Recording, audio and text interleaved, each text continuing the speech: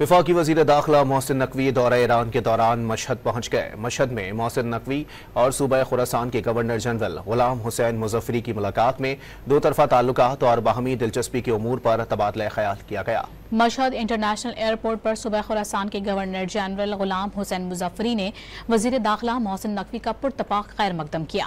Governor general صوبہ خراسان نے کہا ہے کہ محسن نقوی کی مشہد آمد ایران کے لیے باعث افتخار ہے۔ ایران کے ساتھ پاکستانی حکومت اور عوام کی خیر سگالی کے جذبات کی قدر کرتے ہیں۔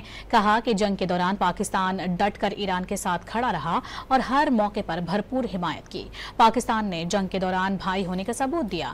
محسن نقوی نے کہا کہ ایرانی قیادت اور عوام نے جنگ کے دوران ہمت اور عزم کا بے مثال مظاہرہ کیا۔ کہا کہ مشہد میں زائرین کی سہولت کے لیے ایرانی حکومت نے بہترین انتظامات کیے۔